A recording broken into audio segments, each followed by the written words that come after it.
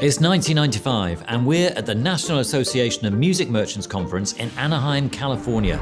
Andy Hildebrand, a mathematician who made millions developing algorithms to locate oil, is having lunch with some friends. Although he's made his fortune, Andy has recently switched gears to focus on his other passion, music.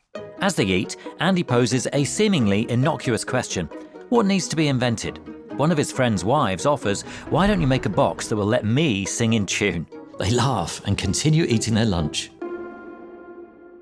Flash forward to 1999, the world is on the cusp of a new millennium and Cher is enjoying the biggest hit of her career at 52 years old, 33 years after her last number one. Believe, the lead single from her new album, has topped the UK chart for 7 consecutive weeks, becoming the top-selling single of 1998 and remains, to this day, the biggest-selling single by a female artist in UK chart history.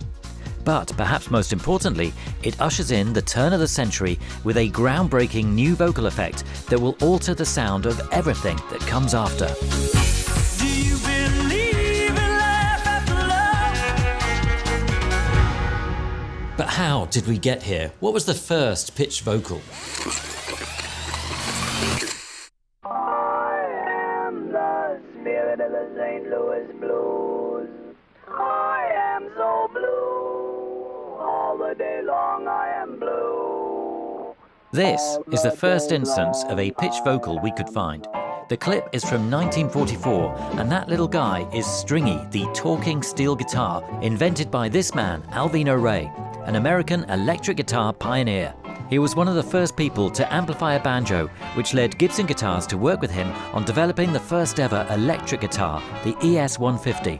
As well as being the inventor of the electric guitar and the grandfather of Win and William Butler of Arcade Fire, Alvino invented the effect being displayed by Stringy on screen now. He used a mic originally developed for military pilot communications, placed it on the throat of his wife, who stood behind a curtain, and mouthed the words along with the guitar lines. Despite it sounding incredibly ahead of its time for 1944, the effect was only ever seen as a novelty and was not developed further. A similar effect was achieved with the Sonovox, a device that used small transducers attached to the performer's throat to produce sounds that the mouth shapes. You hold these over your vocal cords and move your lips, like this.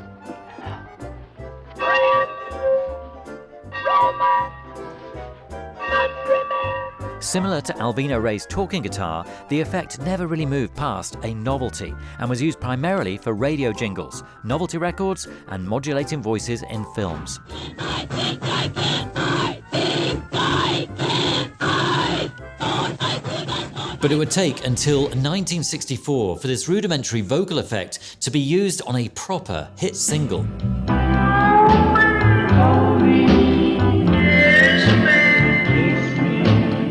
Forever by Pete Drake reached number 25 in 1964 and went on to sell over 1 million copies in the US.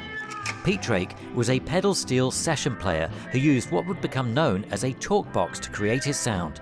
He explained it like this. You play the notes on the guitar and it goes through the amplifier. You don't actually say a word. The guitar is your vocal cords and your mouth is the amplifier. This same method would be refined over the next decade and become popularized by artists like Peter Frampton, whose live album, Frampton Comes Alive, which heavily featured the talkbox, was 1976's best-selling album in the US. Man, that guy's guitar is talking. And in a lovely connection, Peter Frampton learnt his talkbox technique from Pete Drake when they met as session players for George Harrison's All Things Must Pass album. The same talkbox effect Frampton used was all over the 70s. On ELO's Mr. Blue Sky saying "Please turn over" at the end of side 1.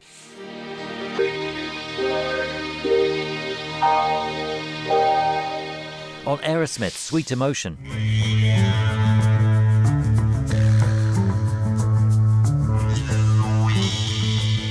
And notably on funk and soul records like Stevie Wonder's Love Having You Around. Yeah, every day I wanna shake your hand. And Zapp's More Bounce to the Ounce. Which would in turn inspire countless hip-hop classics in the 90s with Dr. Dre's G-Funk sound.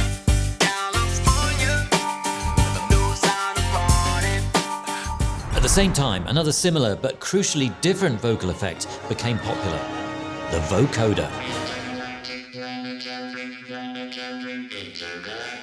While a talkbox amplifies the sound of an instrument being manipulated by the mouth itself, a vocoder is an entirely digital effect. It was originally invented in 1938 as a means of synthesizing human speech and was used for encrypted voice communications during the Second World War. But in the late 60s, musicians discovered the same technology could be applied to then infantile synthesizers. Kraftwerk used the Sennheiser VSM-201, a rare vintage unit used in the war for their trademark icy robotic voices. The effect was also used on Wendy Carlos's soundtrack to Clockwork Orange. Laurie Anderson's left field hit Oh Superman, Oh, Superman. and even the Doctor Who opening sequence.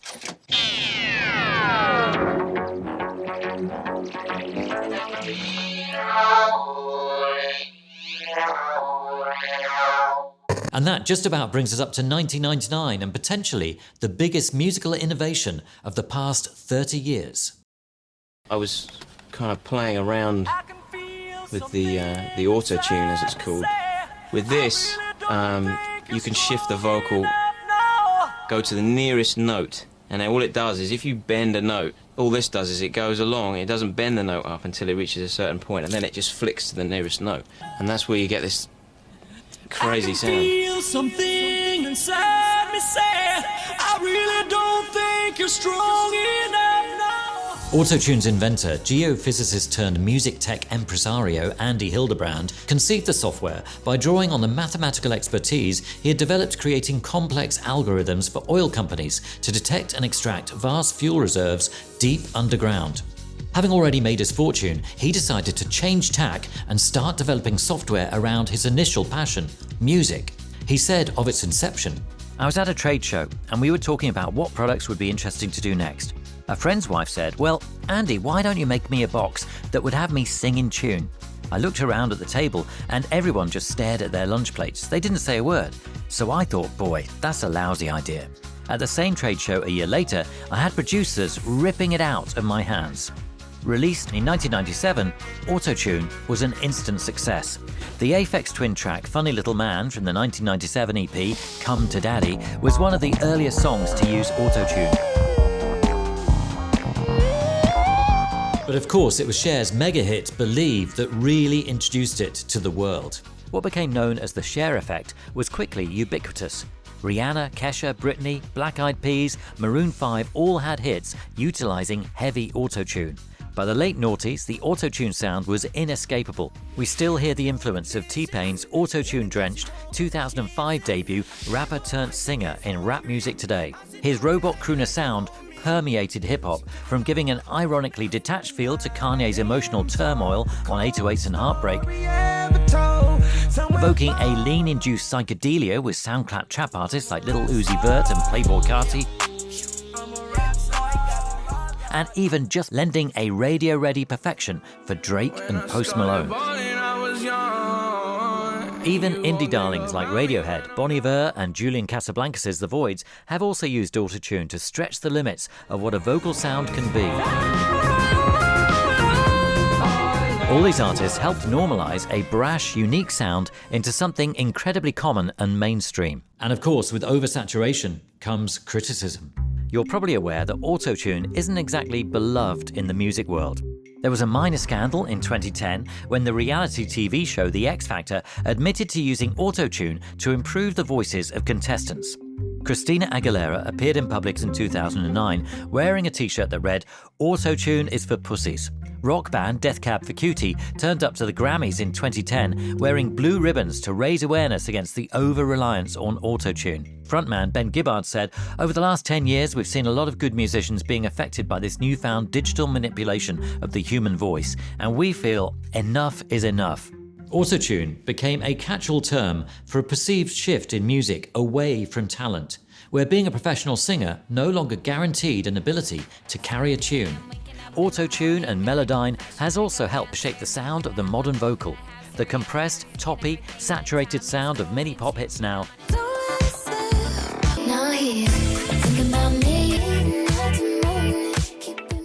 is in part indebted to the sound that benefits a tuned vocal. Although the idea of actively protesting AutoTune seems a bit silly now, and let's face it, futile, it remains an interesting lens to examine anxiety around any technological innovation, and particularly in 2026, AI music.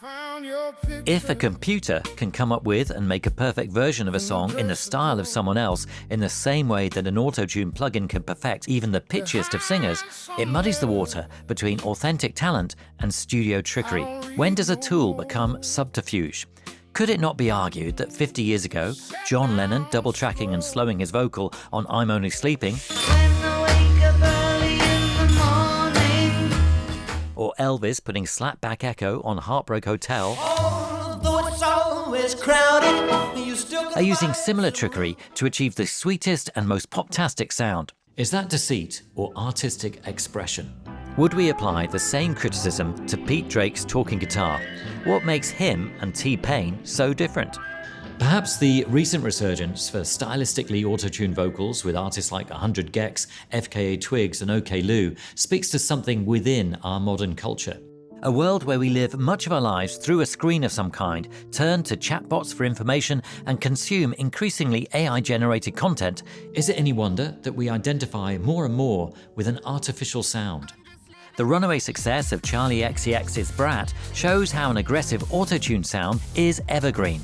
The whole Brat sound and cultural moment specifically evoked what has been coined the Depression pop era, in reference to pop music following the financial crash of 2008. That same sound and reckless attitude is evoked now in a similar cultural climate post-COVID to stratospheric success.